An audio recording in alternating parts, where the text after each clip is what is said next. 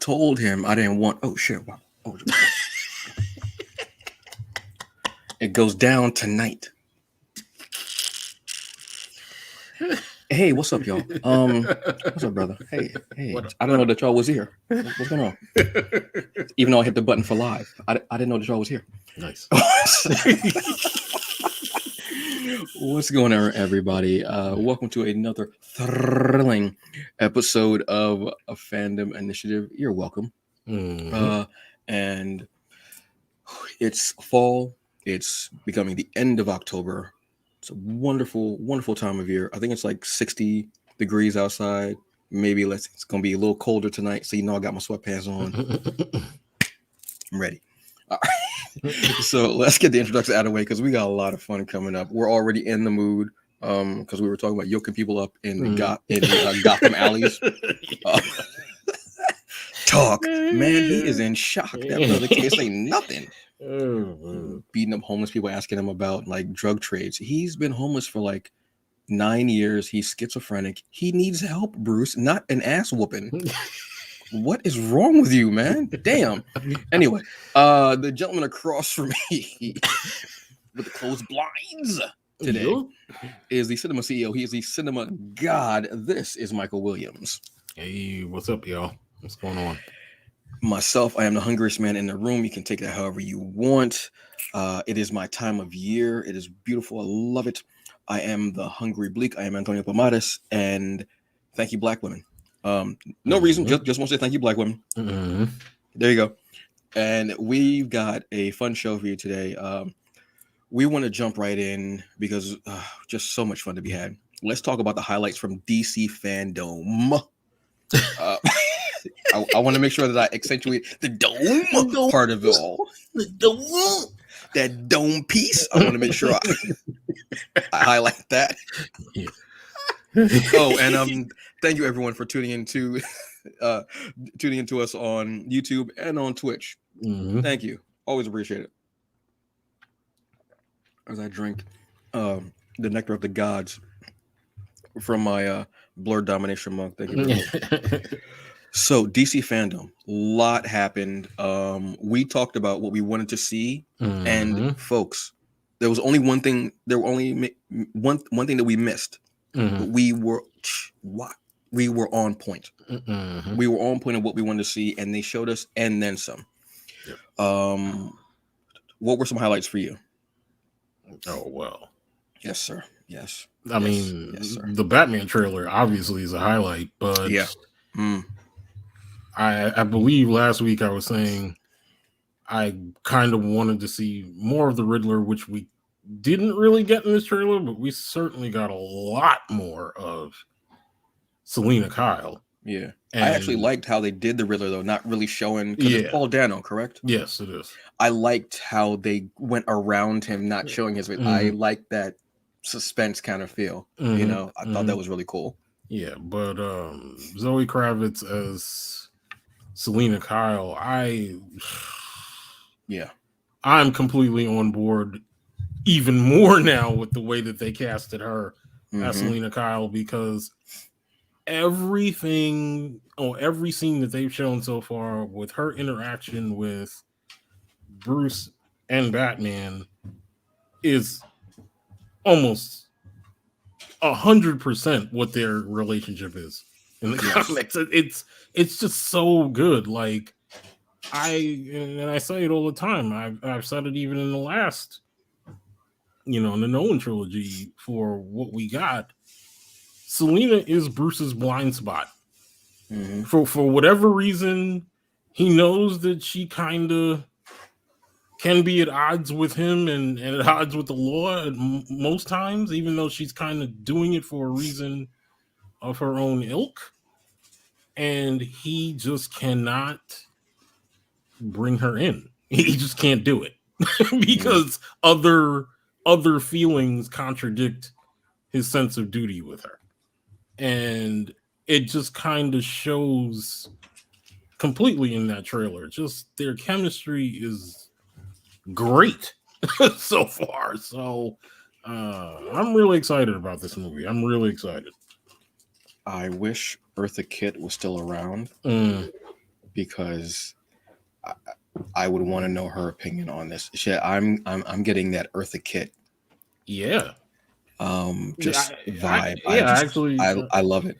it would have been nice if they had been able to, if Eartha had been around and been, of a certain age enough to Mm. kind of be a not only a cameo in this movie, but also to kind of be maybe Zoe's mom in Mm. some ways.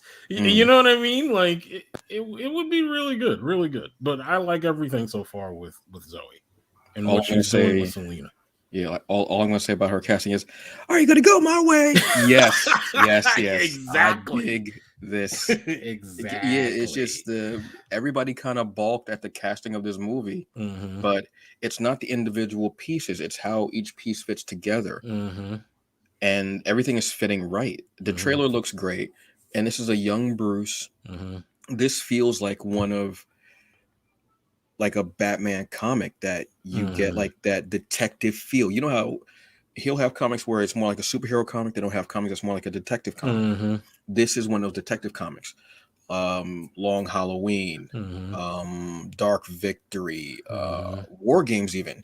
Mm-hmm. This is what this is gonna be, but this is gonna be one to watch. And people, even if you're mad, you're still gonna watch it. You're still gonna watch Yeah, it. So just be yeah. quiet. And it skates very, very hard on the trailer to me. This second trailer to me just skates very hard on like Batman Year One vibes with just like this whole thing where it's like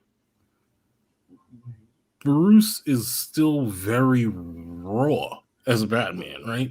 He Mm, hasn't really controlled or polished his persona as we know it later on, right? So it kind of shows that he's still this guy who's still trying to kind of figure things out, but he's still very much on the edge. I mean, you see his anger in this trailer.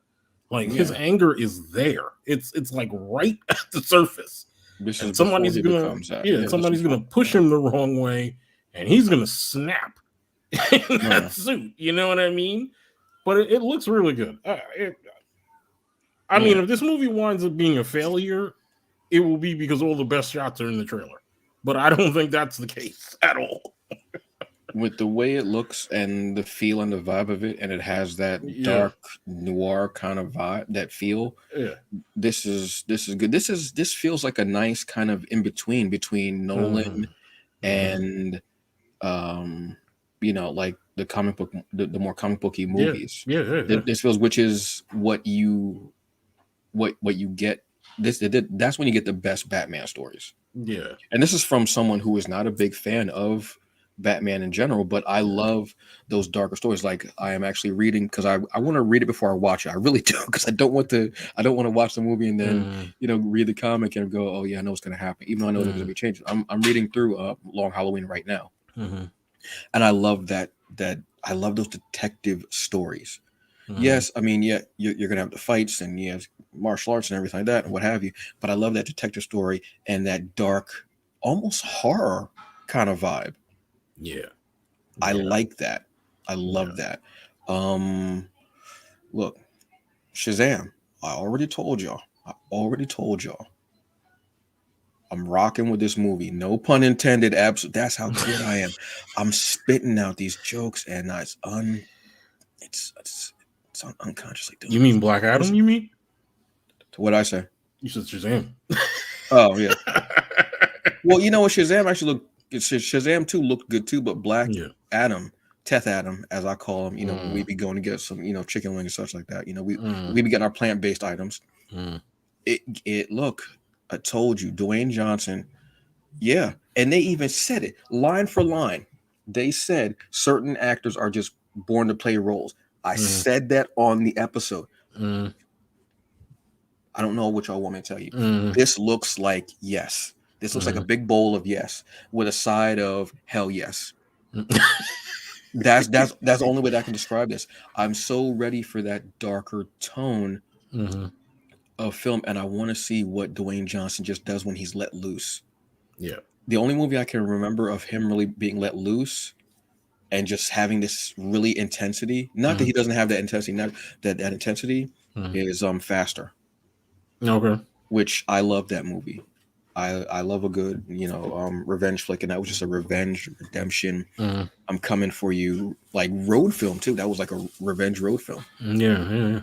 So I'm excited for this. This makes me. I hope in conjunction with this, we get some type of like Teth Adam, maybe mini series or one shot, something to go along with it. Because comics and movies, when they're going to be coming at the same time or whatever, you'll get some type of tie-in. And that's what I'm hoping for, because I actually should go and read more about him, but he's just a character that I've just kind of always looked at and go, yeah. And to see the actual quote unquote Shazam suit, or that versus that costume that someone who has those powers wears, and to see it, instead of it being the red and yellow, the black and the gold and the hood up, and just the whole, run it, give it. You know what? I'll be in theaters. Don't worry about HBO Max. I will be in theaters. Bet. And then I'll watch it again on HBO Max. Yeah. I know I'll enjoy this more than Shazam. And it's not a slight to Shazam, because Shazam was a good film. It was. Yeah, it was. But Rock actually has muscles. No shade on my man, Zachary Chuck. Levi. Yeah, sure, Yeah. Chuck. Yeah. Chuck. No shame on him. But this was, he has that, again, not trying to be funny, but he has that smoldering intensity. Yeah. He the Rock. He just, run it.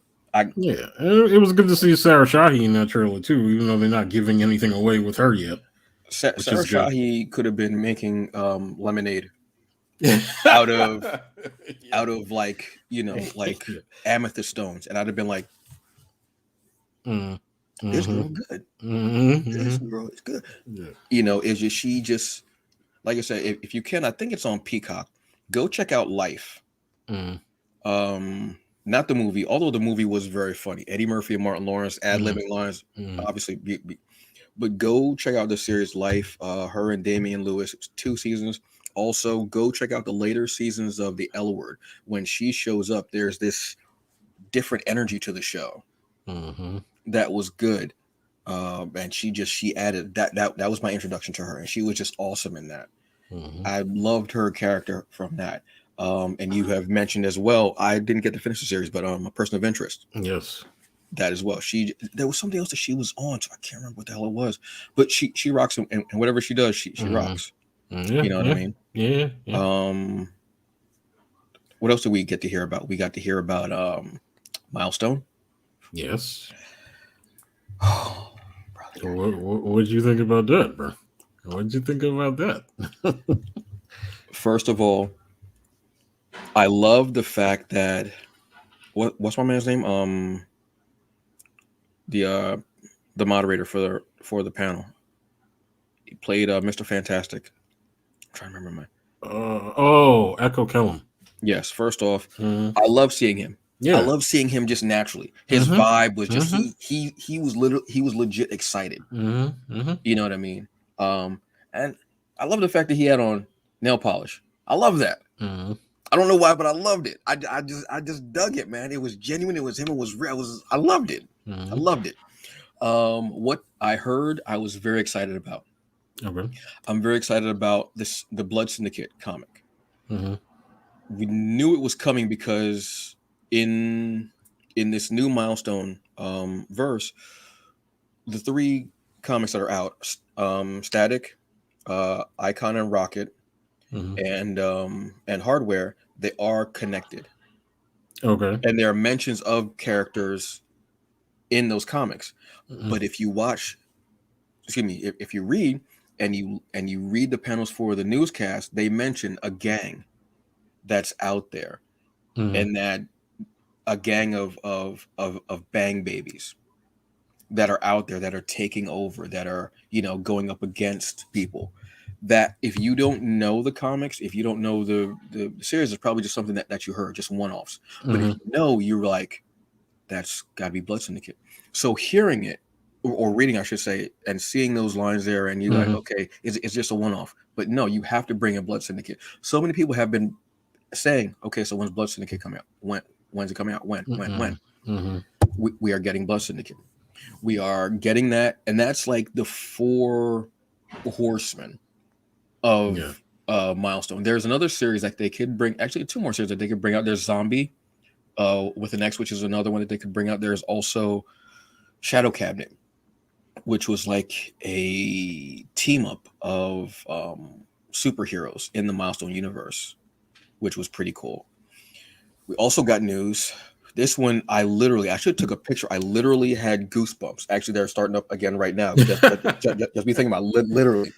I don't know if you can see it. No, because I got too much melanin. The melanin's too rich, baby. The melanin's too rich, baby.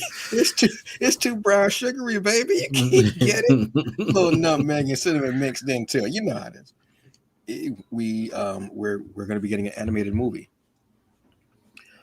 This is huge. This is incredibly huge. And it's going to be penned by. When I'm sure it's going to be penned, I believe the animated movie, if I'm remembering correctly, is going to be penned by Brandon Thomas. If you've heard anything I've said, if you've followed any of the comics that I read, any of it, if you've seen me wear the 3 shirts that I love about this comic, he's the writer and co-creator of Excellence. He is the creator of the many adventures of Miranda Mercury. He was a writer on Horizon. He's written so many things. He's one of my favorite writers. When I see his name, it's a go-to. So hearing his name, he's also writing Hardware. So yes, all the way yes, he's one of the best writers out there, and he's just leveling up, obviously. So this is huge, and there also is going to be a live-action static movie. But as we were saying, the animation, we need more animation from you. And for it to be a milestone, I think that's huge. Yeah, I couldn't be happier with that. And they also announced the Milestone Initiative, where they're going to. It's a link that you have, and you can apply to the Milestone Initiative, which is they're taking writers, artists, letterers, colorists, I believe editors possibly too, to come on board. They want to see the best of the best who's out there. They want to like fly you out. If you get to that certain point, you'll have like seminars and coaching and everything like that to possibly be a part of the Milestone media universe. Comics. Yeah, that's a huge thing. I wish we had heard from the new blood that's working on the Milestone comics. I wish we had heard from Vita Ayala. All hail Vita Ayala. I wish we had heard from Nicholas Draper Ivy. I wish we had heard from Brandon Thomas. I wish we had heard from this new crop of writers that are working on these titles, and not just Reginald Hudland and who else was the other gentleman? Oh my God. Why can I remember the other gentleman's name? Holy cow. Crazy. But these articles, because we always hear from them. Dennis Cowan, which I love their work. It's not against them, but we always hear from them. I want to hear from these other creators. I want to hear what their mindsets are like. I think it's beautiful. I love it. Yeah. But there's some stuff that stuck out to me from Milestone, from DC. Yeah. It was a DC Fandome. But that Milestone hit different. Yeah. I'm trying to think what else kind of stood out. We're getting another season of Harley Quinn, which looks good. That looks good. That looks really good. What else? I thought we spoke about last week. Well, we did. It's not that I thought. I was saying that we needed to hear something about Wonder Woman 3. We did, but it was really brief. Like, really brief. And in fact, I'm not even sure that the Warners knew that that she was even going to say anything about it. Did she just sneak on stage and I was like, wait, what? Yeah, who's on I think she went off script and just kind of, said threw it confirmed that out it was there? happening. Yeah, so it's like, okay, you know what I mean? But yeah, that was kind of disappointing. I just think we needed to hear something, like some kind of vision of what you thought this next movie is going to be. You know what I mean? Just to kind of start cleaning everyone's palates of Wonder Woman 84. What they could have done, because it is Wonder Woman. It was Wonder Woman's anniversary, I think, this week. What they could have done was they could have had the show this week, this weekend, and that could have been one of their big points. Yeah. Of shouting. That's also because we got Nubia and the Amazons. Yeah. And there's going to be that huge event, which I'm actually going to follow. And y'all know I don't like to follow comic book events, but I'm going to follow this. After this is going to be Trial of the Amazons. This comic was so, it was. And it was Stephanie Williams and Vita Ayala worked on the story and writing. Yes. Aletha Martinez was doing the art. Hell yes. Are you serious? Yes. Yeah. That's what you could have done. Why are we telling you your jobs, guys? Why? Why are we telling you your jobs? I almost feel like that's what they're going to have to do for Wonder Woman 3 is to introduce either Nubia or Nubia and Yara. They're going to introduce one of those two. I honestly think they're going to have to at this point. You know what I mean? Those characters are so... I mean, Nubia's been popular for so many years, and she's never gotten that due. Yara has been off the charts, like popular, like whoa, yeah. And she is awesome as hell. I love that comic. Yeah, that would have been the best thing to do, honestly. Yeah. And again, you could have brought the writers of the series and people working with on it. That's what you could have done instead of having these hosts from different countries. No offense to them, but you could have had them. Talking about these projects. I shouldn't be telling you your jobs, guys. I should not be telling you your damn jobs. Yeah. I mean, yeah. I mean, I didn't mind her. I didn't mind her talking to Linda Carter, obviously, because Linda Carter was our Wonder Woman for years prior to Gal Gadot. But I don't know. I thought there was a better way to kind of use that time. Yeah. You're totally right. Yeah. So those are some of the highlights from that. We'll keep our ears again down to the ground to listen. Phrase actually ears to the ground. I don't know. There actually was one other thing that I thought was huge. The Titans. The Titans thing, but also the J.J. Abrams Bruce Timm Cape Crusader prequel to Batman the Animated Series. Yes. That looked really, really interesting. And I mean, I'm not sure how well. I mean, I guess Cartoon Network is more of a family friendly. Cartoon Network nowadays kind of embraces more like not just family friendly stuff, but also like, their kind of adultish content with Adult Swim and things like that. So when I heard him and Bruce Timm kind of talking about this is the kind of show they wanted to do with Batman the Animated Series, where it was much more adult focused. And then their strategy, right, exactly, right. And then their strategy is to kind of have it both on HBO Max and Cartoon Network. I'm like, okay. So I'm like, what is this going to be? Is this going to be a late night kind of show? Because if that's what you're doing, I'm completely on board for it. You know what I mean? I don't even think, again, you know what? Because of streaming stuff like that, just put on HBO Max. Don't even worry about network. Honestly, I'm going to be real with you. That's your bread and butter. That's what you need to focus on. Cartoon Network. Okay, yeah, all right, great. No, focus on that. I'm going to be real with you. That is your bread and butter right now. That streaming service is huge because of everything that you're doing with it, what have you. But just because you're at that point, don't start backpedaling. Push forward. Push forward. Yeah. Cartoon Network is there. Yes. Okay. But no, your future is streaming. Yeah. Unless you have some big plans for terrestrial, I wouldn't even bother. I would go straight there because you're going to get more viewers. Again, you're going to get more views. You're going to get more subscribers.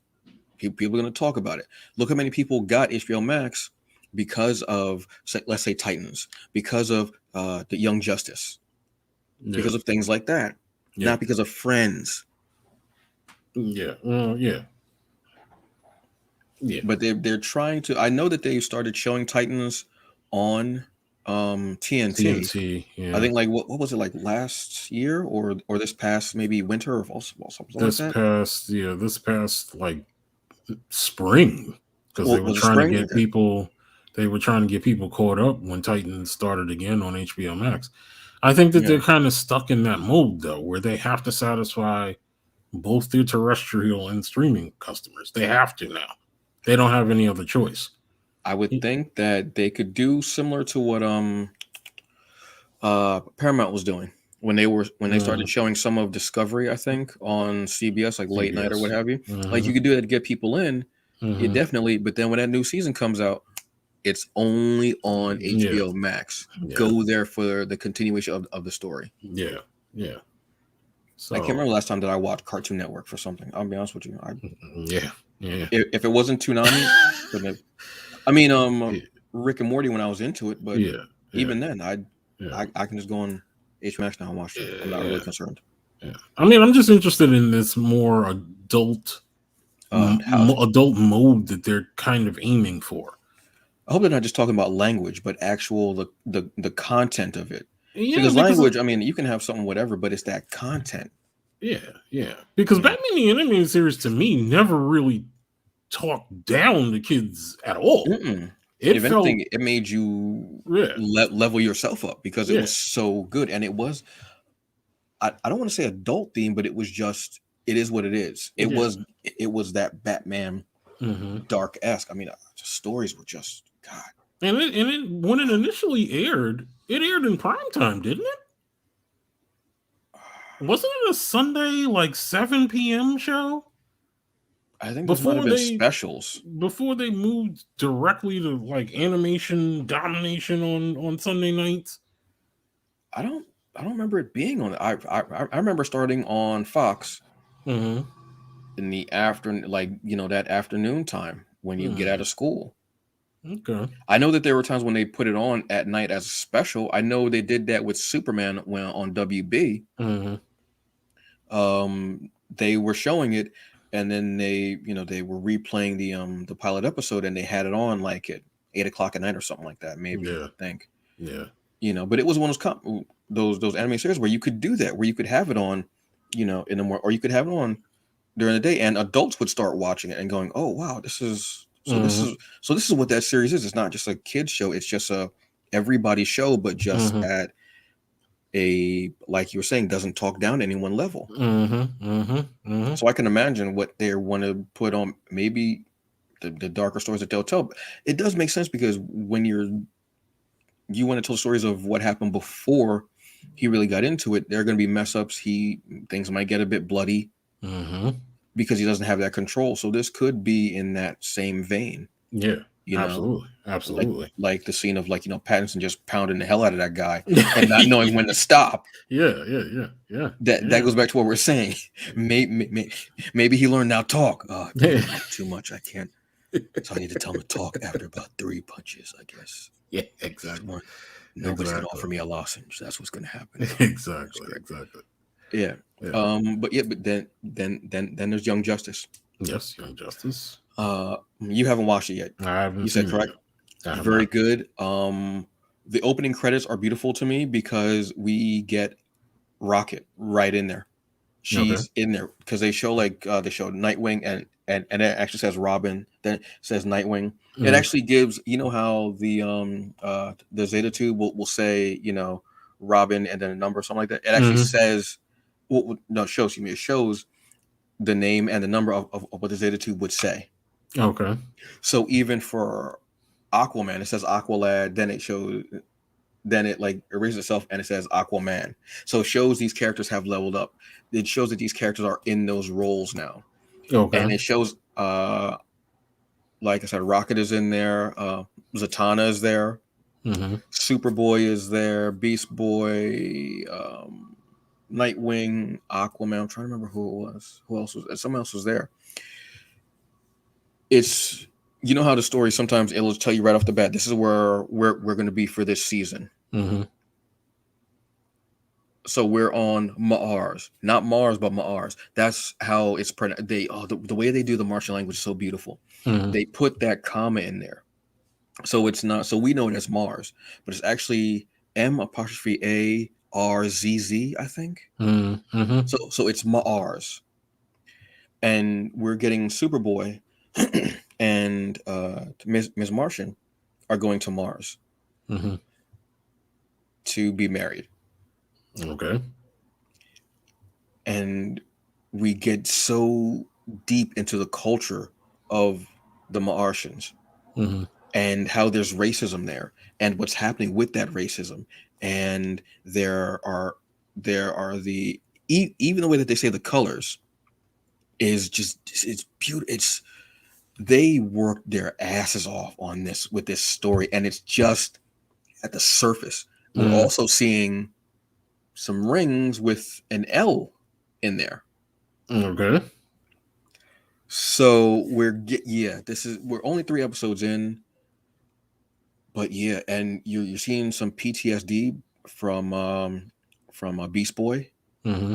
after what happened in Markovia. Mm-hmm. Yeah, Debbie, get in on it, man. Get in on this, right? Okay. Yeah, right, yeah, sir. Right. Yeah. Right, yeah, good sir. Right, yeah, yes, good sir. But yeah, great stuff that we saw from Fandom. I want to see what else is going to be coming to fruition. Like, yes, I'm especially interested in what happens with Milestone. I shared that link for Mm-hmm. the Marvel, excuse me, the other Milestone initiative Mm-hmm. with people who I definitely feel deserve it and Mm-hmm. who are incredible writers and artists, such like that. Mm-hmm. And I was like, look, I know this isn't your bag, but you're awesome at what you do.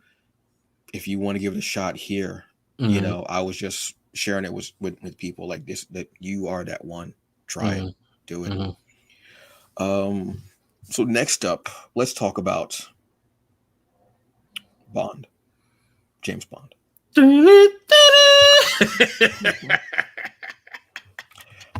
Let's talk about No Time to Kill. This is Bond's swan song. Daniel Craig's swan song. Mm-hmm. Thoughts? I thought it was a good movie. I liked it. I differ with my brother's assessment of it. I was waiting for that. Yes, because my brother thinks that the movie is like right next to Casino Royale, and I am not of the same mind. Mm-hmm. I think that if I had to rank the 3 best of Daniel Craig's run, it would be in this order for me. It would be Casino Royale number 1, Skyfall number 2, and this probably being the 3rd in that sequence, with probably Spectre being 4th and Quantum being 5th. Yeah. I mean, I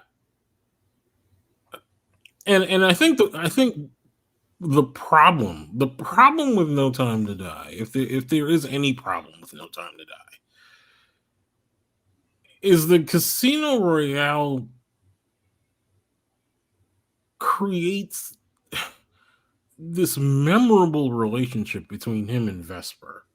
That it's almost kind of like there is no other place to go but down. As far as him being with other people and trying to get over Vesper, because clearly at the beginning of this film, he's still not over Vesper, and it's been years that Vesper's been dead. Like years. You know what I mean? And I think that that's kind of the problem. That was kind of the problem for me with them trying to establish this relationship between him and The actress's name is Leah Seydoux. I can't think of her character's name. Oh my god. I saw the damn movie twice too. Yeah. Madeline? No. That was the daughter's name, correct? Yeah, I think that was the daughter's name. Hold on.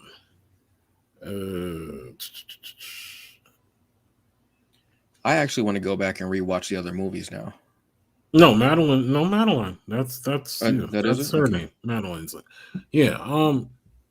I never really bought into that relationship between him and Madeline. Like, it's just like, I know what they're trying to do with Madeline. They're trying to have her be the thing that brings him out of this thing that he's had for Vesper the whole time, and almost kind of be.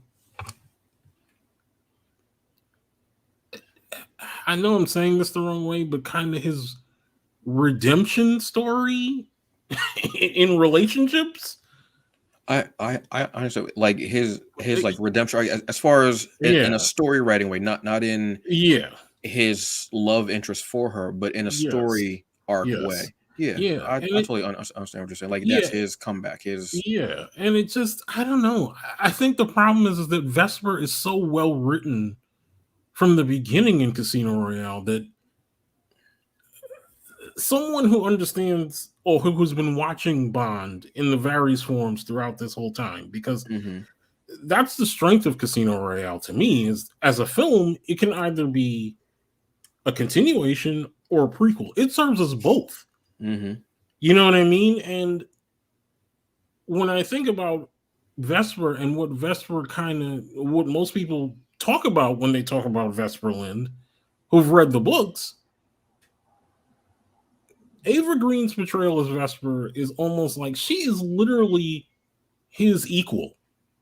Like he can't get around her. Like he can't BS her. He can't.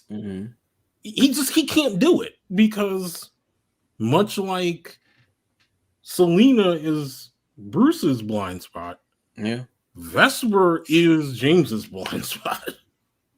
You know, and it's hard, right? So I think in some ways it didn't hurt my enjoyment of the film. It just didn't feel, I wasn't as emotionally attached to Madeline as I probably was when Vesper bit the dust. You know what I mean? And because of that, when we get a reveal later on in the movie, spoilers, because we're gonna be talking about shit. A huge reveal later on in the movie that she's born a child for this guy that he doesn't know about.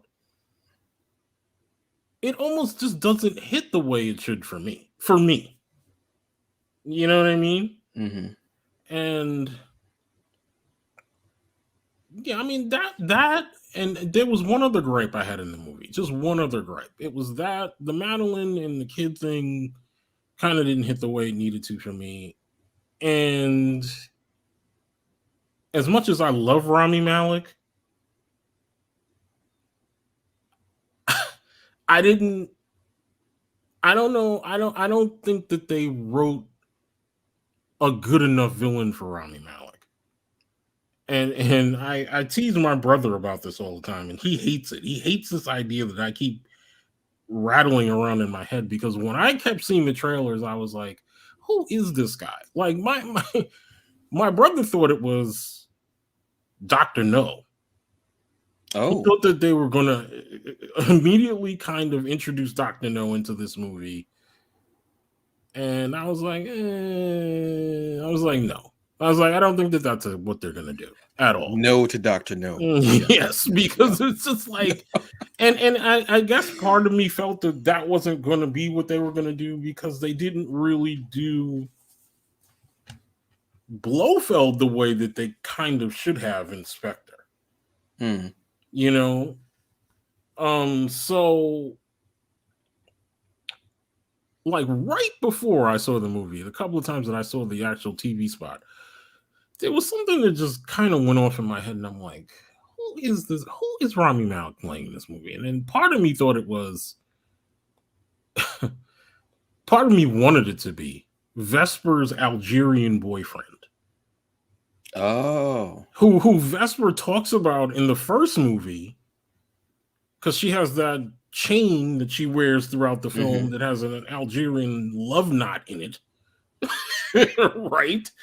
And I was like, okay, well, I was hoping that it would be him who would just have found out that Vesper had been killed, found out that Vesper had some type of a relationship with Bond, and then all of a sudden was like, you know what? I gotta do this guy. You know what I mean? I gotta do this guy in. But that's not what we got either. What we got was a guy whose family had been killed by Blofeld, but he developed this almost kind of stalkerish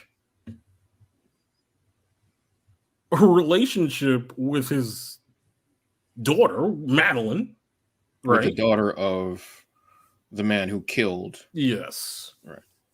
And yeah, I felt like they kind of let Rami down, because I felt like if you just let Rami kind of be super villainous, and he didn't even have to wear any kind of mask or makeup or anything, it would have hit better for me.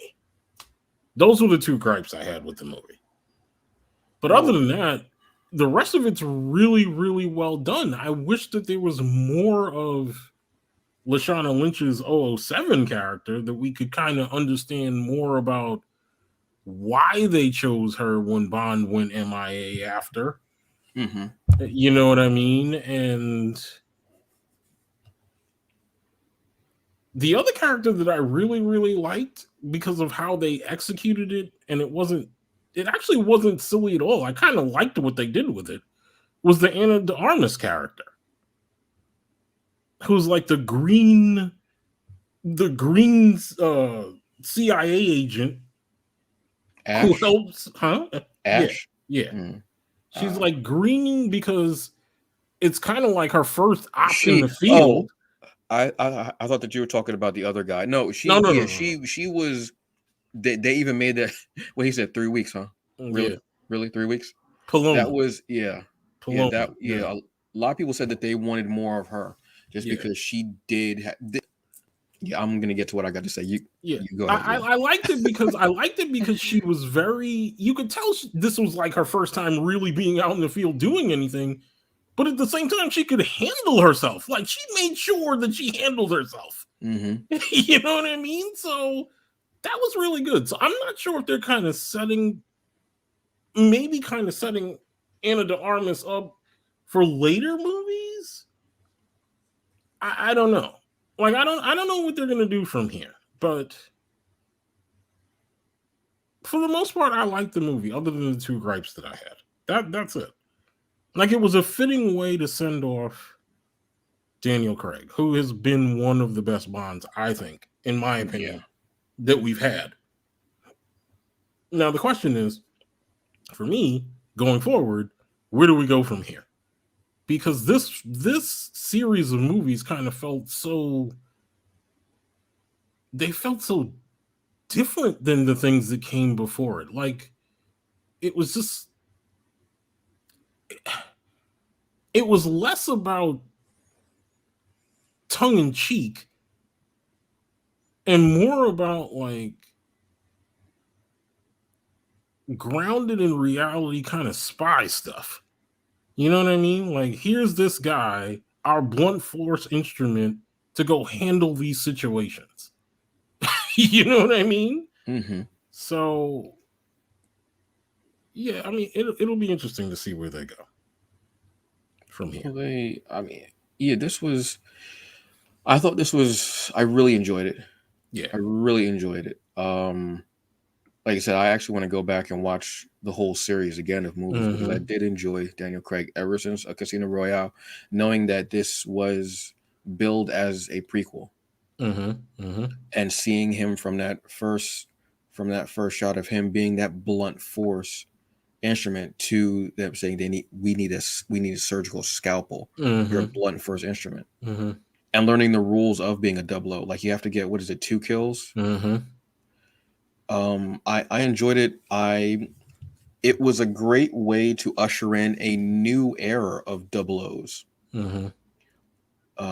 By Bond, again, spoiler alerts, Bond being killed, and also Jeffrey Wright being killed, Felix Leiter, and seeing these women take the reins as far as the CIA, as far as the 00 service. Craig did it. He went out like, I love the ending. I love him standing there. And I love the way that he and Madeline were talking at the end. And when she realizes you have that the what is it, virus or what have you on you, and he was like, yeah, and there being no way to get it up. I thought that was a very painful decision, obviously, and a way to usher him out. Yeah, and there being you can't bring him back after that. You know, I had no problem with them killing off Craig's Bond, because when you really think about it, here's a guy, at least this iteration of James Bond, has wanted to get out of Her Majesty's Secret Service for a while. Like, this isn't the first time he's tried to get out. I feel like every movie he's on vacation, though. I mean, this cat is like, he's either on vacation or he's like, oh, I'm done. I'm done. Them PTO hours be building up, bro. Yeah, exactly. And then every time something happens, he gets pulled back into it. Almost unwittingly. Like, he doesn't really want to do it, but he knows that he's the only one that, you know, Judi Dench's M for certain, and also Ray Fiennes' M can kind of rely on to get the dirty work done. You know what I mean? And so this idea that, you know, he once again comes out of wanting to get out of it to get in it and clean up this M's mess. You know what I mean? And for him to ultimately sacrifice himself rang true to me. It absolutely rang true to me based on everything that's happened in the series of films that he's been in. And I had no problem with it. I actually enjoyed it. That was probably the saddest part of the movie, is the way it happens. But you're like, yeah, that rings kind of true, that he would be the guy who would sacrifice himself to make sure that this got done.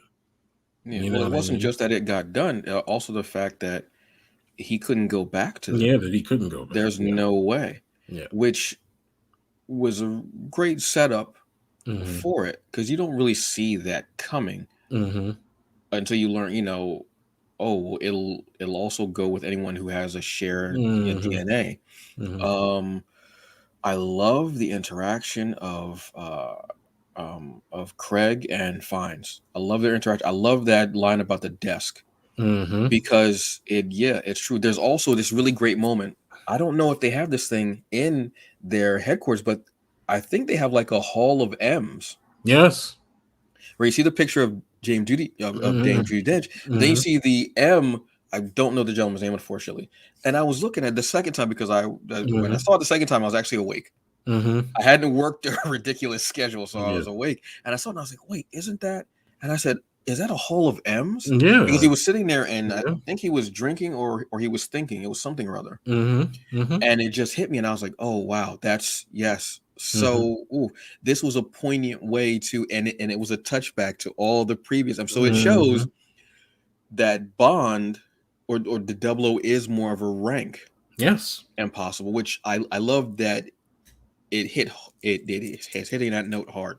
Robbie Malek, he was that secondary villain, even though he was the main villain. He was that secondary villain who has to have some type of physical thing because every secondary Bond villain has to have some physical thing. We've had metal teeth, we've had we've had all types of stuff. Actually, he was the main secondary villain, if that makes any damn sense, because the secondary villain had that eye. Yes.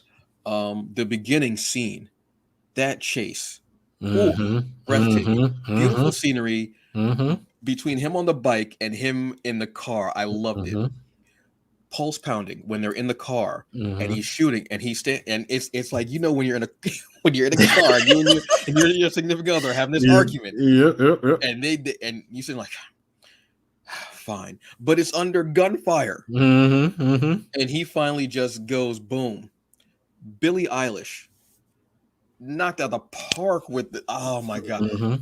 The one that always sticks out of my head is A View to a Kill and Skyfall. Skyfall was Adele, I believe.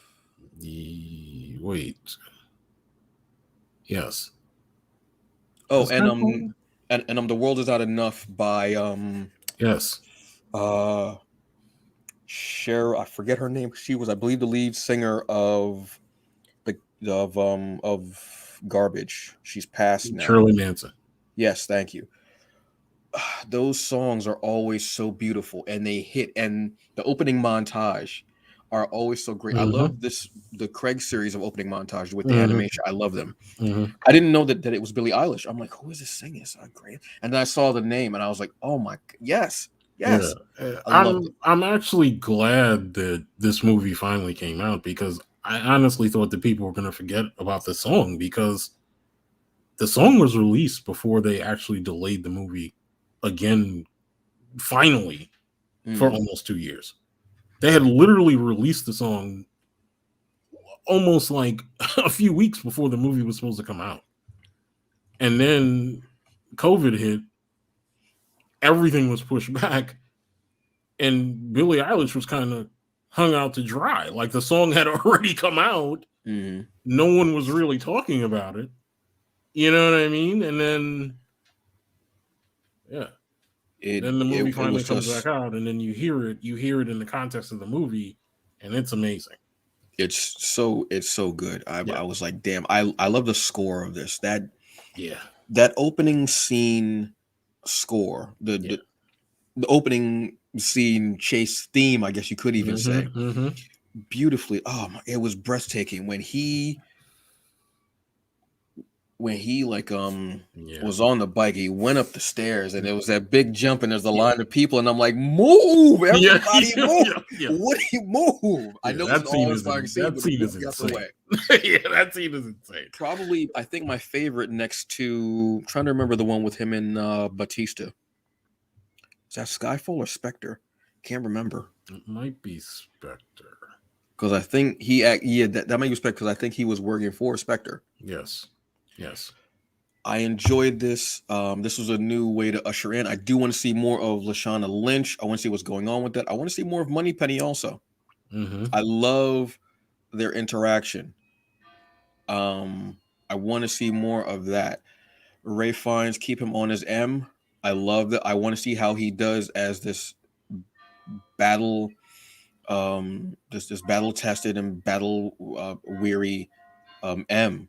And the fallout of after this whole thing, where part of Bond's death is his blame, because this was his project. I want to see how a guilt-ridden M continues and moves on. I want to see more of Q. I loved Q.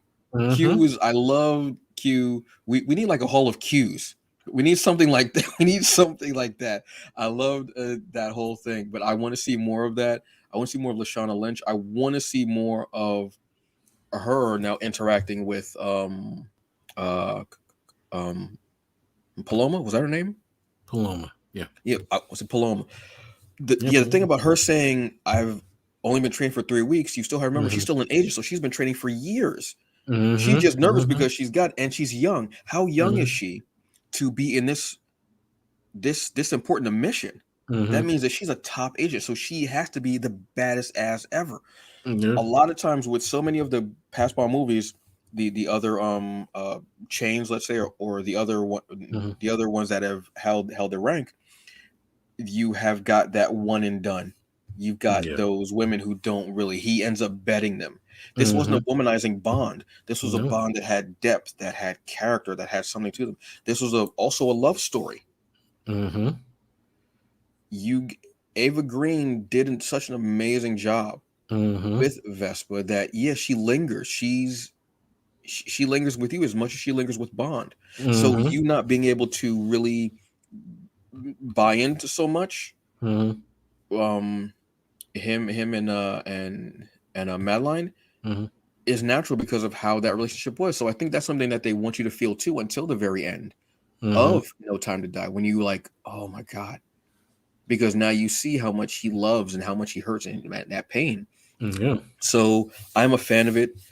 Yes, and yes. Rami Malek did need more, did deserve more. Certain people did deserve more in this. I wish they hadn't killed Blofeld, but I see why they were killing off this old guard. Yeah. And I mean, in all fairness, I love Christoph Waltz. Yeah. I think Christoph Waltz was the right person to play Blofeld. I think they picked the right person to play him. I just don't know that they gave him enough. Like, you basically gave him one movie that kind of went all over the place because you're trying to figure out, well, who is this guy and how does he know James so well? Like, he almost knows, and obviously that's the way it's written, right? He knows James better than we know James for the last 3 or 4 movies. We're like, who the fuck is this guy? You know what I mean? And he always knows that one statement to kind of needle at Bond. So he knows that one thing to say to him always to just get at him. Exactly. And I don't know. I almost feel like they were rushed to kind of get that villain out front because of everything that James had been through, like with Quantum and all this other stuff. And of course, at some point in your head, you're like, there's no way that Quantum could just be Quantum. Like, Quantum has to be working for somebody else, right? And okay, you finally get that moment where you know that Spectre's been the thing that's been pulling all these strings all the time. Like, Alaric and Mr. White are just tentacles of Spectre. You know what I mean? And I just don't know that he got enough time to kind of, and when I say he, I'm meaning Christoph Waltz's interpretation of Ernest Stavro Blofeld. I don't know that he got enough time to kind of really develop it the way it could have been developed. That's my only regret for using a guy like Christoph Waltz for that role, is that I don't think he got enough. He got enough movies to kind of really make it this thing that could have been a definitive Blofeld interpretation. You know? I think it could have been for this generation, but I still look at Donald Pleasance. Yeah. But I mean, Donald Pleasance is Donald Pleasance. I mean, the man went up against Bond and Michael Myers. This cat is no joke. Exactly. This man is not 6 times. Exactly. This is no joke. So and I mean, we can talk about his here's the pun. We can talk about his Spectre on the other thing that we're coming up to talk about. But I mean, well, but you I think you get what I'm saying about what they tried to do in this. But I think with these movies, because let's be honest, the older Bond movies, especially let's say more, it was more about the villains. You were who was going to pick. I mean, you had Christopher Walken. Christopher Walken and Grace Jones especially stick out in my head. The Yaphet Kotto sticks out in my head. They were more about that. This was more about Bond's journey and Bond's development and the love story. It's kind of like some of the stuff took a back seat to this. So I think that's why you got these great actors and you got these great villains. But they didn't hit as much because it was more focused on Bond dealing with the fallout of the love of his life dying, him still being new to being a 00, also trying to save the world, but dealing with You know what I mean? Yeah, Dealing with this person who he's loved so yeah, much. So yeah, it kind yeah, of falls back. It is a and shame yeah, again because Christoph Waltz, I mean, the dude is always on point. yeah, and I mean, I agree completely with you about it being a love story because it's not just a love story about him and Vesper. On some level, there is a love story between, and it's strictly platonic, but it's a love story between him and Jane and Dame Judy Dench's M, Oh because yeah, definitely. M is the person who kind of brings him into all of this, right? And in some ways, Like a motherly. a motherly way, and they do have kind of an adversarial relationship at some times on some of the missions that he goes on, but he cares for him. Mm-hmm. And you saw that in Skyfall when she goes like, Mm. and in some ways you kind of see the differences with his new relationship with um Mallory. Like, there's a part of him that doesn't trust Ray Fiennes' Mallory character as much as he did Judi Dench's character at Yeah. all. Like, he could kind of guess what Dame Judi Dench would do. Mm-hmm. He can't really guess what Mallory does. No, and that's the problem with it. And Right. also because he knows that he has ulterior motives because he's coming in here and the fact that he's taking over first off Exactly. is what he doesn't like. But he Yeah. gains a bit of respect for him when he sees Ray Fiennes' M Mm-hmm. actually, going at it Mm-hmm. Mm-hmm. when he's in the room and he's shooting. So he gains, I think, a bit of more respect for him. Mm-hmm. But then in this one, when the pressure is getting to him, and he's like, You're a bit thirsty today, aren't you? Mm-hmm. Mm-hmm. Has the desk always this big, or are you just getting smaller? And he walks out Yeah. and he looks at me and goes, No, the desk is definitely the same size. Yeah, And he exactly. leaves. Exactly. It's that, there definitely is. This is one that I think if you watch the whole series, Mm-hmm. it'll even hit more and deeper. This Yeah. has just been a really great series. So I Yeah. can't be mad at Craig Yeah. There's a for ton of this. development in the series. A Yeah. ton of it if you watch it from beginning to end. A ton of it that has never really kind of existed in a Bond series before this. No, Other than maybe Connery, maybe. And I'm being I'm not even generous gonna. when I say I'm not. Connery. No, I'm not gonna say no. I'm Yeah, gonna say no. exactly. There hasn't been any. There hasn't Yeah. been any type of development. They've all been different Bonds Mm-hmm. and different feels of Bond, but this is the one who is kind of been a blend of the blunt instrument, which we Mm-hmm. got with Timothy Dalton, Mm-hmm. the smooth, suave, sometimes having like a nice quip to say, which we got with Moore, the Mm-hmm. polished and the suits and such like that, which we got from Connery, and then the love story that we got with Lazenby. Mm-hmm. So he's melded them all into this character because they're all different aspects of him, Mm-hmm. but you get that with Craig. Yeah. Honestly. So Yeah. nice send off. Want to see what they're going to do with the new 007. I didn't even like her relinquishing the title back to him. I didn't, but it was one last mission, so I guess I Mm-hmm. can understand, but I didn't like the optics of it. I guess the way to say it, the optics of it. Mm-hmm. So, man, going up against Donald Pleasance is not an easy thing. Clearly. And that brings us to Halloween Kills. Yes. This is the sequel to Halloween. Mm-hmm. That was kind of a letdown. I apologize. That really wasn't the best line I've ever made. I'm gonna be honest with you. This takes place right after the Halloween from 2018, Mm-hmm. where Laurie Strode, her daughter and her granddaughter, have left Michael in the house burning down. He's trapped in the basement. Mm-hmm. They are survivalists. We find out they are not playing these games. Mm-hmm. Fire department comes. Mm-hmm. Laurie yells, "Let it burn! No, let it burn!" As they are taking Laurie to the hospital, and Jamie Lee Curtis is Laurie Strode, and hijinks ensue from there. Michael gets out of the house and slaughters these firefighters. I've heard mixed reviews about this movie from people, from everything. My take on it is it was made to be a sequel. Obviously, this is it reminds me of the second Matrix movie, where it was made to be a sequel, because at the end we get Michael still alive.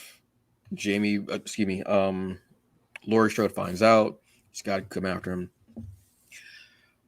Okay, a couple of things. I feel like this is the end of this series. This is the end of the Halloween movies, because they did great callbacks and touchbacks to everyone who's been in the movies, even Donald Pleasance.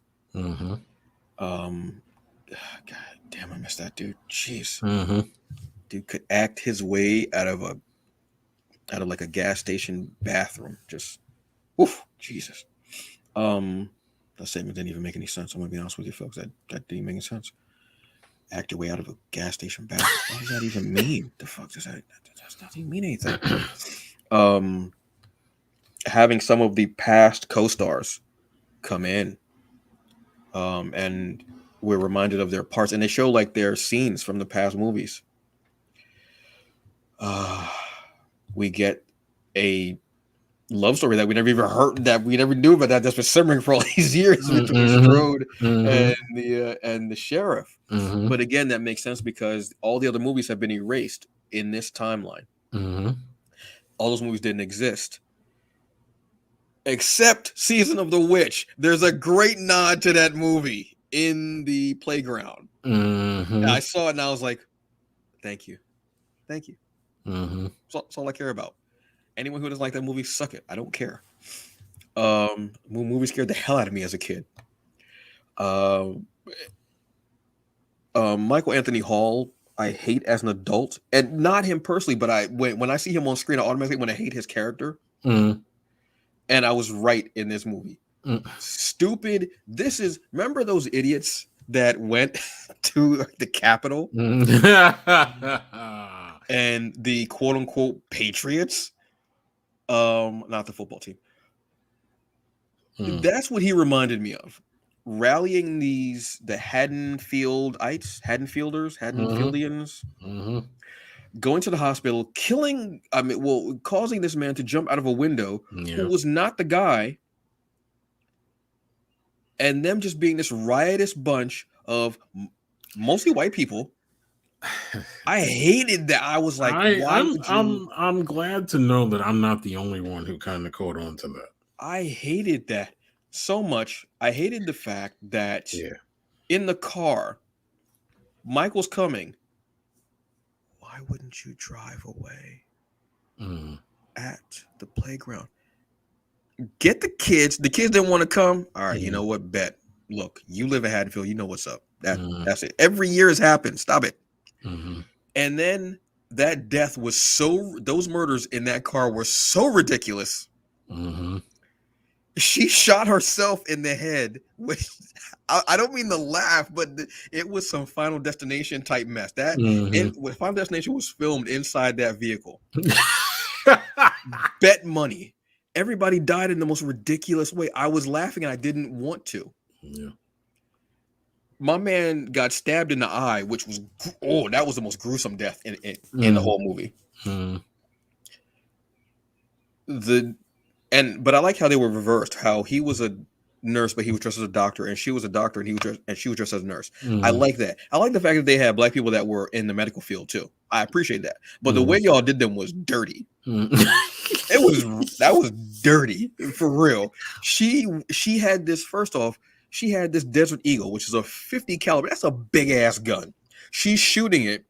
She's not hitting him at all. But she shot with confidence. Then she shoots herself in the head. When what was it? He kicked the door and it hit her hand or something. I can't remember how. Yeah, something like that. Yeah. But I think there was somebody else that killed themselves also by accident. In the movie too. I forgot who.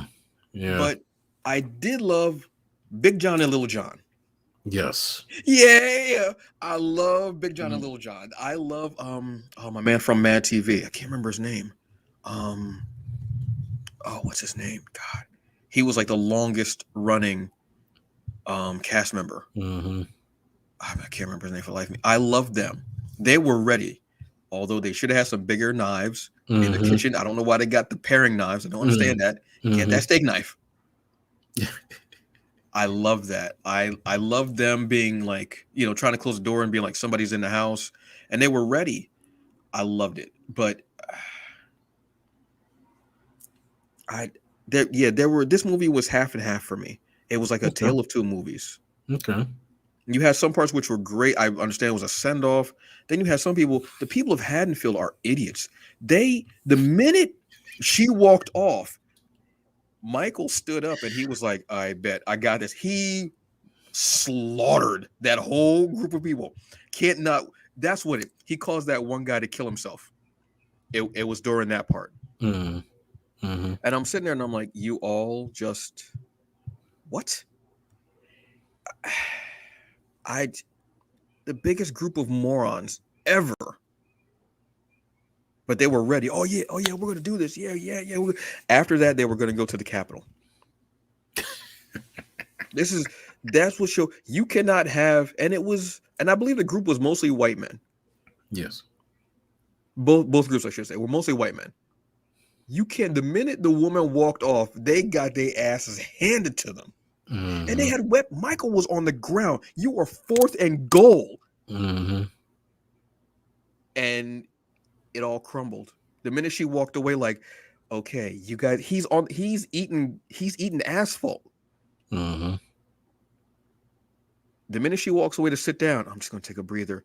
He gets up. He's like, it was like he was playing possum. Like, oh, bet, no. Good. All right, bet. And he just, Jesus, I laughed. I'm gonna be honest with you. I laughed because of how dumb they were, and you know it's coming. You know it's coming. Yeah.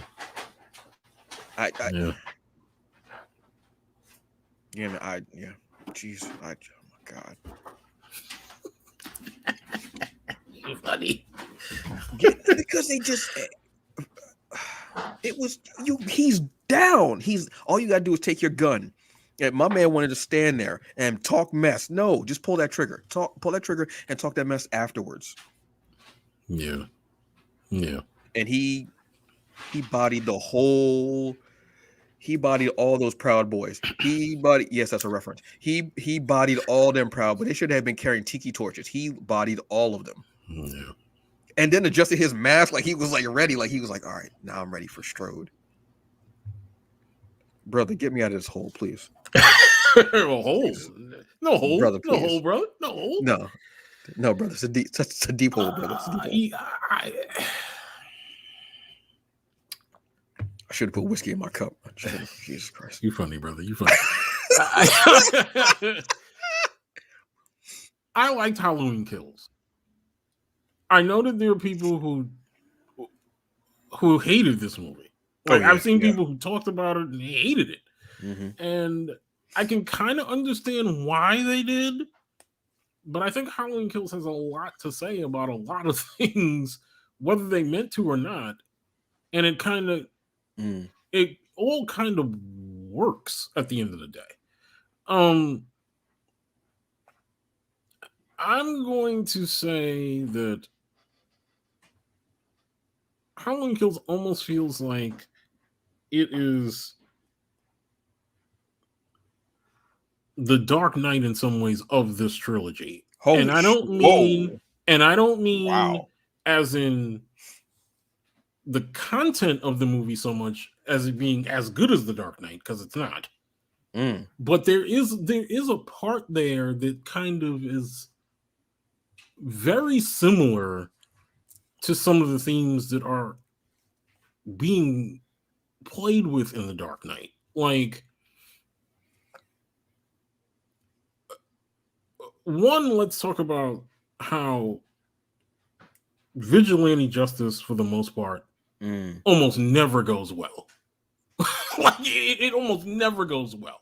When you have people who somehow decide in their own minds to be judge, jury, and executioner of most things that they think are wrong because the pillars of the system have failed them, I can understand how they feel about that and why they would want to take that into their own hands, but it almost never works out the way that you think it's going to, right? Because Because that mob mentality. The mob mentality doesn't work. And this is the thing that Halloween Kills plays with, right? Because they play with this idea when they think that other prisoner who had been with Michael on the bus from the first movie, they think he's Michael. He's not. He's actually the one guy in the entire town that could help them identify who Michael is. And he winds up losing his life because of the mob mentality. The one guy who could help you, you wind up driving to his death. And she tried to save him. She had the doors locked and everything. She did her best, but it was one person against this sea of insanity. Yes. And then the part that kills me is I can't remember, Bobby, Billy, can't remember the character's name. Michael Anthony Hall's character. Yeah. Bobby, Billy, I don't know. It's like some like kid name. Tommy. Tom, yeah, same damn thing. Let's be honest. He's standing in the middle of the crowd like, oh my God, I didn't know what I was. What? Yes. You incited these idiots. Yes. I sound like I hate the movie, and I don't, because I do. No, I don't get the sense that you hate it at all. But the parts that are ridiculous are ridiculous. Yes, and they really are. And I do kind of agree with you on that. And then there's this other notion when I talk about this being kind of the Dark Knight of this trilogy of Halloween movies, is, like you said, it's meant to be a sequel, and it's meant to be a sequel because you have to kind of get us to the setup of the unstoppable force is finally going to meet the immovable object.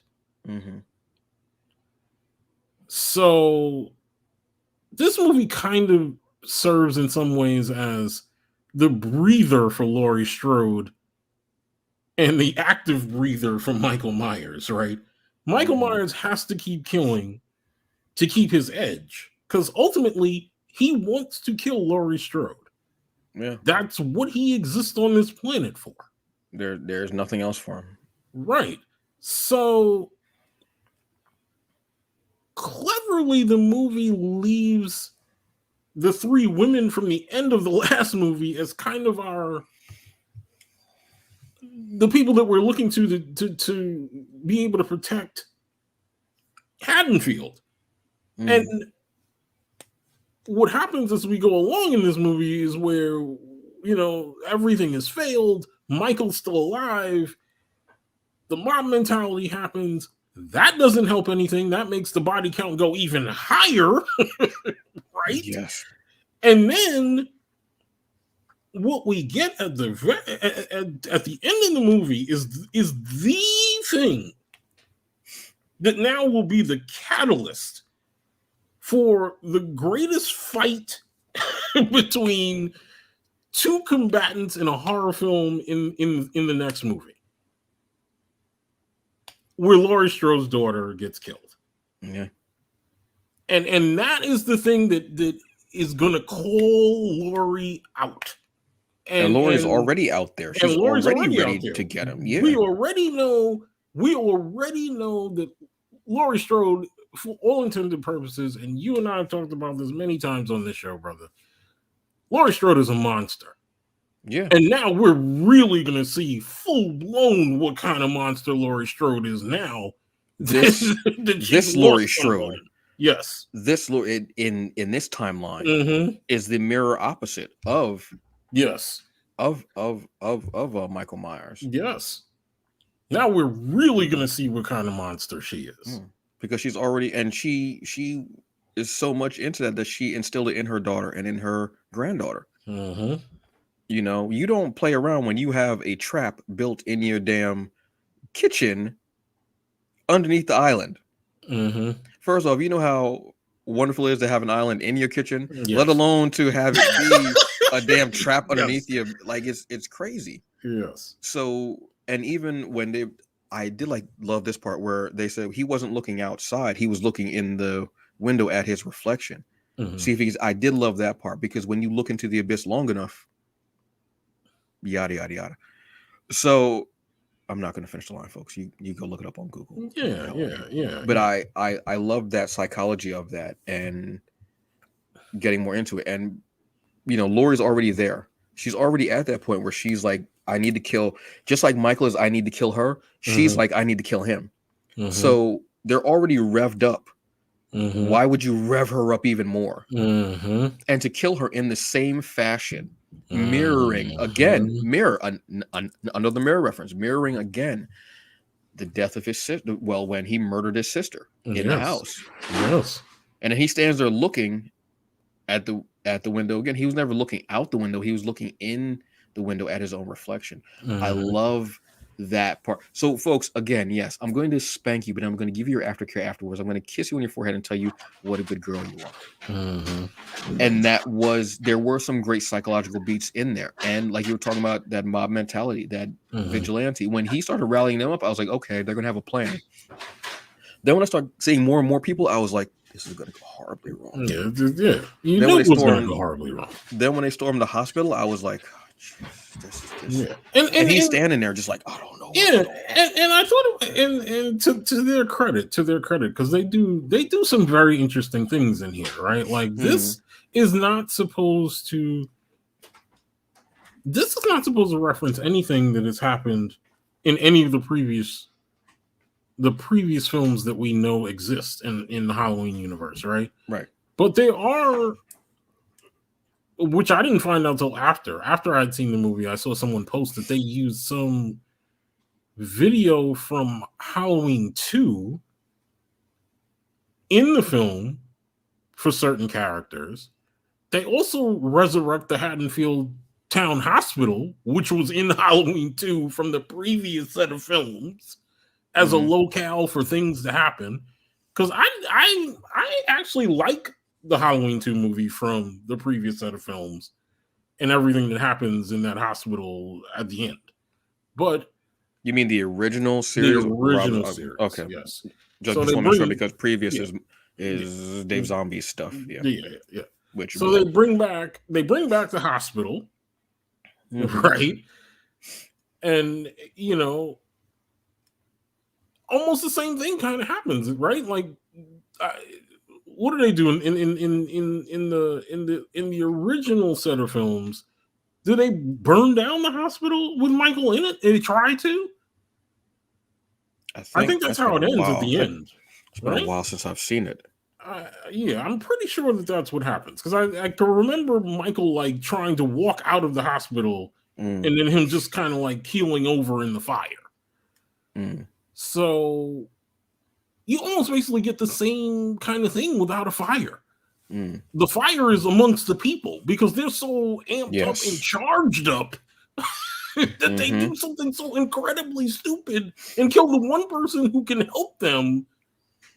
And then they all get basically slaughtered by Michael. And then let Laurie's daughter, I can't remember her name in the movie, let her be killed. Yes. By their incompetence after she did the work. Yes. Yeah. And whether they meant to, and whether they meant to or not, that whole thing definitely indicts the January 6th rioters. Whether that was intentional or not. Insurrectionists? Yes. It definitely has a lot to say about that. I also like like you said, the callbacks to Halloween 3 Season of the Witch. Whether those were intentional or not, it had to be. It had to be, brother, because they did, because just like you were saying with the hospital, they did everything on purpose. They did even that love story that we never do. We was like, wait, what? How long ago? Yeah, and there was part of me while I was watching the movie too. That was like, wow, I was like, man, are we really gonna go back to one of the most controversial movies of the Halloween series with the Season of the Witch stuff? Because there's part of me that kind of feels like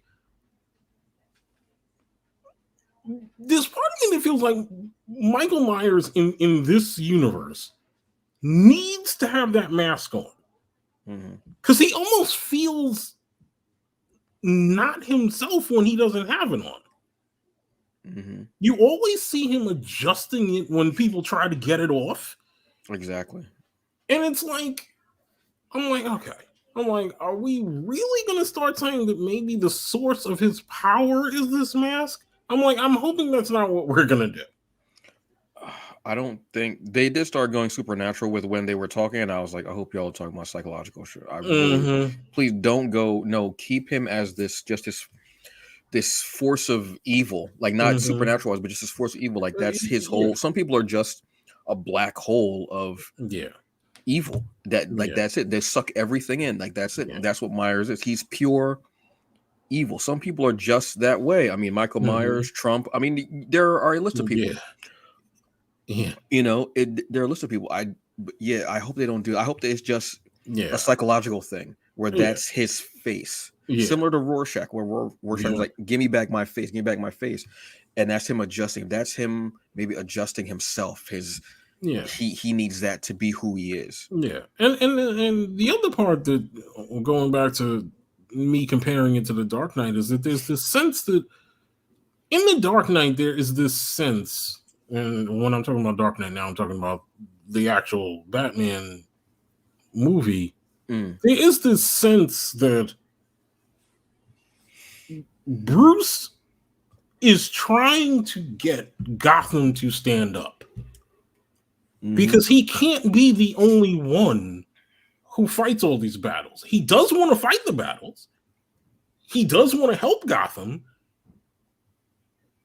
But in some ways, there's this thing with him that's like, it becomes easier for me to do my job if everyone else is doing their job and not just laying down and everyone is standing up, right? So there's this sense, although foolishly and ill-fatedly, Haddonfield decides finally stand up. that they must stand up, because this is the only way that they're going to be able to kind of get from underneath this thing that Michael has been this entire time.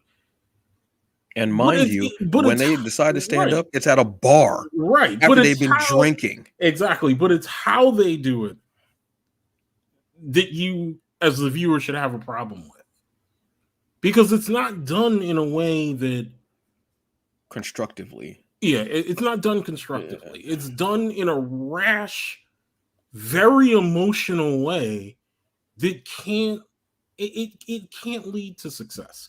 There's no way it could. They were one hair away.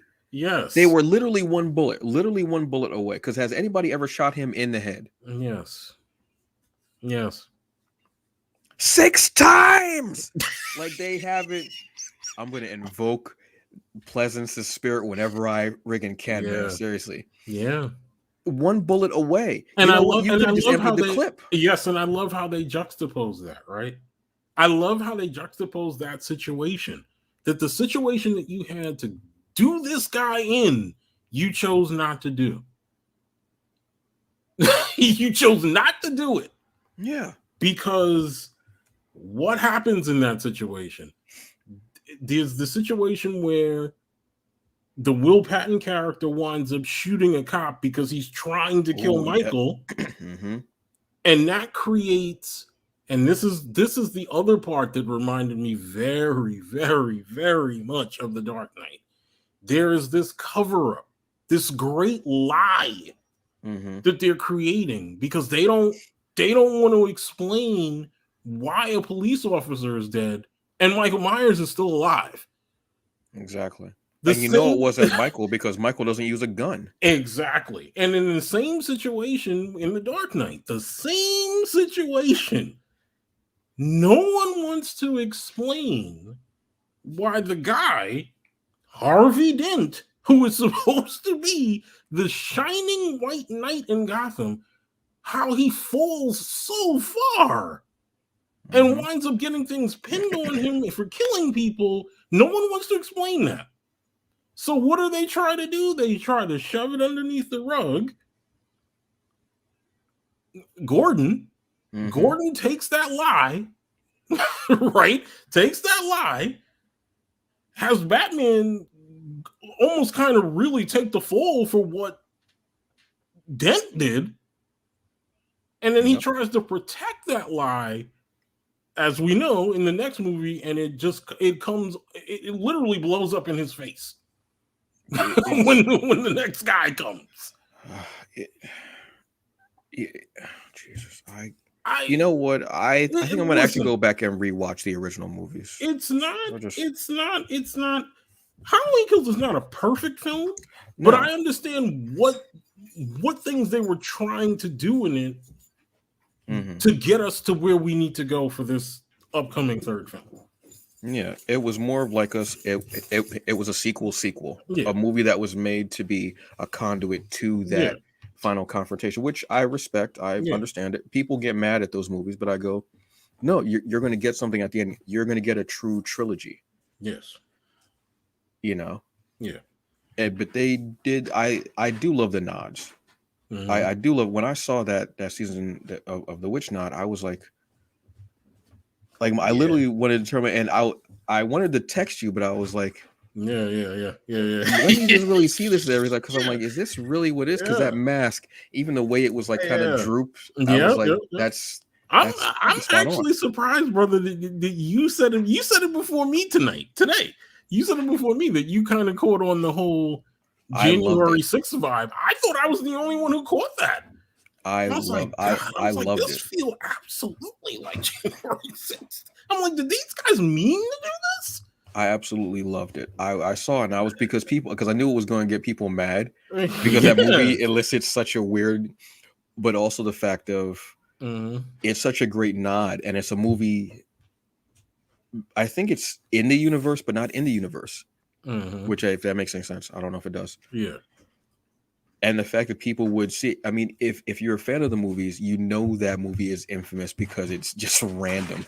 It's random. If they do that as a third movie, I will die laughing just to troll people. I will die laughing. But it was it's just one of those things that if you know, you know. So to put that in there, I was like, and it worked perfectly because it was a nod of a nod. Because it was on one of the past characters, you know, it just felt right. This actually makes me want to go back and rewatch the old movies. I haven't seen them in so many years. I honestly haven't. We have a comment from no, yes we do, but no, we don't want to. So thank you. if you're listening, don't worry about it. If you're watching, thank you. Just want to say that. I just don't care. Whatever. But yeah, this for me, if I was to grade it, I would say like a 2 out of 5 plates out of 5. I'm gonna be honest with you. Okay. Just because, like I said, it's like 2 movies to me. It had social commentary. It had great nods. You know, you're going to be getting the final confrontation.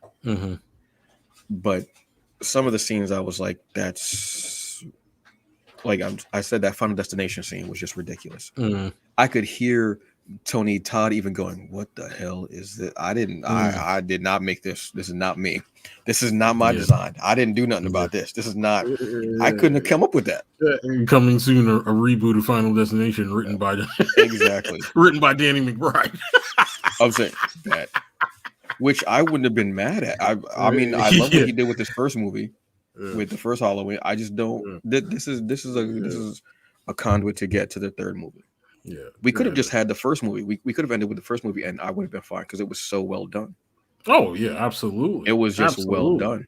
Absolutely. But that's the thing about fire. Somebody's going to call the fire department. Exactly. You could have just took one of those shotguns and just blew his head off. Nobody wants to shoot him in the head. Exactly. I don't understand. 6 times. Nobody wants to do it. Nobody wants to do it. I don't understand it. I don't. Exactly. Thank you. Yeah. I mean, Donald Pleasance, and thank you, Black women. Yeah. It's gonna be really interesting to see when we get to Halloween Ends, because that's kind of the thing that I've been waiting for since Halloween 2018. Is I just want to see. I just want to see Laurie and Michael go at it. Yeah, and they're both gonna die. Yeah. They're I mean, that's spoiler alert. I don't know if that's spoiler or a prediction. I don't know, but that's what's going to end up happening. Yeah. You know, so that's how we feel about Halloween Kills. Yeah. There's a lot. There's a lot of highs and lows with that movie. But any movie that gives you a reaction like that hits you in some way, shape, or form, run with it. Yeah. A lot of stuff came out this week. Actually, third season of You. Second season of Lock and Key. I think last week we got the second season of Afterlife. That's my show. Katie Sackhoff. Awesome. Oh, okay. Yeah, so I'm actually going to rewatch the first season and watch this. I don't know when I'm going to find time for it. Yeah, exactly. We also got, what else do we got? We got, trying to think of just like shows, such like that. Like I said, we got the third season of Young Justice, which is started. It's on fourth season. We're only 3 episodes in, so we still got time.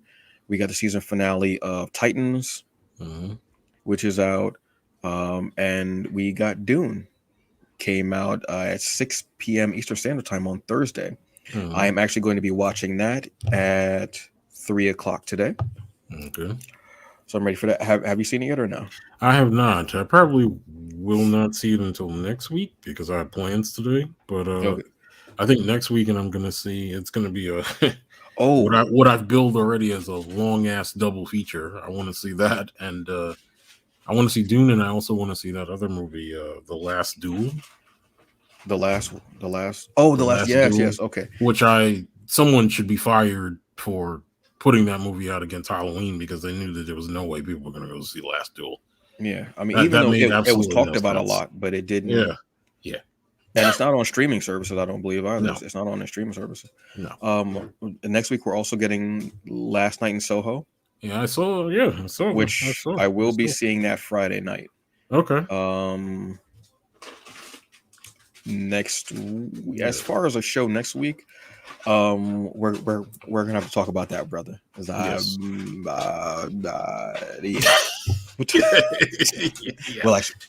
We'll talk about that afterwards. But yeah, there's a lot of stuff coming out. Yeah, you got to let me know how Last Night in Soho is. I'm kind of on the fence about it still. I want to see it because, I mean, the cast. Yeah. Especially Matt Smith, and Terrence Stamp. I love Terrence Stamp. I love me some Terrence. So seeing the two of them play a younger and older version of the same character, and I love like 1960s, 1950s like London stuff, like gangster stuff like that. I love it. So I'm excited to see how that goes, and just the horror suspense aspect of it. Yeah, I'm actually digging. Like when I first saw the preview of it, I was like, okay. Then I realized when it was coming out, I was like, bet. Let me go on my AMC A-listers.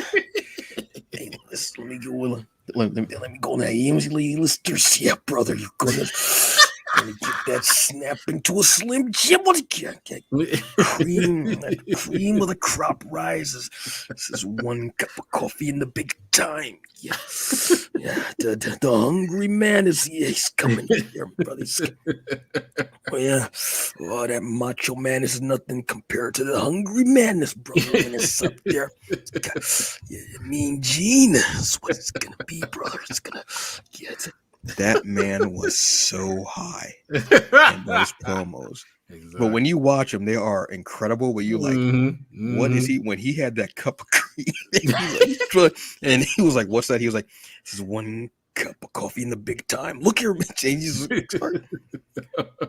And then they started talking about the stratosphere. I was like, "What in the hell is wrestling promos? They are the best, aren't they? The 80s was a wild time. I showed Amina yesterday. I showed Amina one that was from the NWA with Magnum TA and Dusty Rhodes. Oh my God! In fur coats, brother. If you will, brother, see the thing with the thing is what it is. If you will, brother, and what you getting? These dudes were wearing fur coats in Atlanta. It had to be like 90 degrees outside. And that was a time when it was hot. And you remember like TV back then, you could see when somebody was dirty and when they was musty, you know that musty vision was on point back then. Oh my god, hilarious! Oh They was wild. Look, it show her just a reel of Macho Man promos. He was ridiculous. He was Papa. What was his first? I can't remember his first name. Something Papa. Forgot his first name. That's it. It was just cup of coffee in the big time. Look at me, Gene. Let me talk to you, brother. Yeah. Always adjusting his sunglasses for no reason. Yeah, exactly. Yeah. And he'd be looking off in the corners that nothing's going on. I was like, that is that premium. He got that good stuff. Exactly. That's that uncut. That's that uncut Peruvian he got right there, brother. Exactly. He got that stuff straight from the CIA. He got that stuff from there. Oh, did I bust that bubble? My fault. Greatest dealers ever. So that's you know how it is, folks. We end up saying something random at the end of the show. That's how it is. So on that note, brother, look, just go and watch these two movies if you can. Just go ahead. Yeah, pretty much. Watch the scene when. Look, see if you feel that Final Destination link that I do. This is going to be this is a prequel to. It's a linked universe, everyone. It's linked. Exactly. So on that note, folks, the man across from me, Michael Williams. Yep. Myself, I am Antonio Pomares. The Hungry Leak. There it is, a cinema CEO.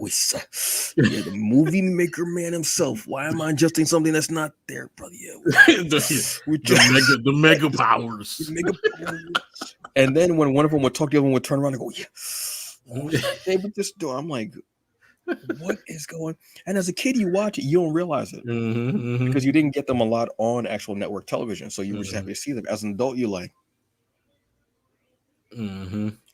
man, jeez, Rick James was right. Cocaine is a hell of a drug, man. The Saturday night's main event with the blue cage. Yeah. With the blue cage. NBC was rocking on them nights, man. They was out there. Everybody had a robe. And fur coats. Like, you ain't hot? Exactly. I know you hot, Dusty. I know you hot. I know. Babies, if you will, the babies, and what happened here, the guards, like, man, the garden ain't ready for you, man. The garden ain't ready for you, baby. Hard times. Yeah. Hot times is when it's. I mean, the promos are amazing. I mean, the son of a plumber, I can't be mad at it, but exactly. Jeez, you know, they was just wild. They was just the territories, man. The territories were a wild time, man. The territories was. I do. One of the best shows. If you have not watched it, folks, if you like wrestling or you just want to know the ins and outs of stuff that happened, Dark Side of the Ring. Yes. One of the best. Can watch the first 3 seasons on Hulu. For some reason, the second half of this recent season isn't on Hulu. I don't know why. Just the first half, but not the second half. I don't know why. Yeah, probably. So you get they get clearance to put it up, I guess. I'm surprised because they have like the Pillman story. Oh yeah, there's some of the greatest stories and stuff that you don't even realize was happening. Amazing. It's and you were like, wow. And I was enjoying this stuff, and then you realize this dude was doing dirt. You know, the Fabulous Moolah was horrible.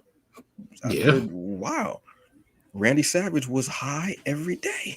This cat was. Yeah. Snap. Imagine him on the set of Snap Into a Slim Jim. I couldn't. What if that's what you put on film? What were the what was the stuff that you couldn't use? What was it like? Elizabeth needs some pot pies. She burnt the crust. Yes. Need another line. Fuel for the machine. The Stratosphere's brother. Never heard so many brothers and there were no actual brothers around. All white men saying it. It's amazing. The 80s were a hell of a drug. The 80s were a hell of a drug. Yeah, so on that note, folks, we're going to let you go. You have a wonderful day. Enjoy the rest of it. Sweatpants season. Get in it, folks. Get in.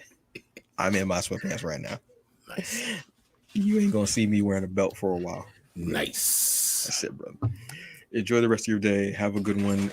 Do the best you can with what you got, because it's all that you get. And eat something tasty, folks. Yes. I think you've had enough silliness for today. You're not gonna see me do a shoulder shake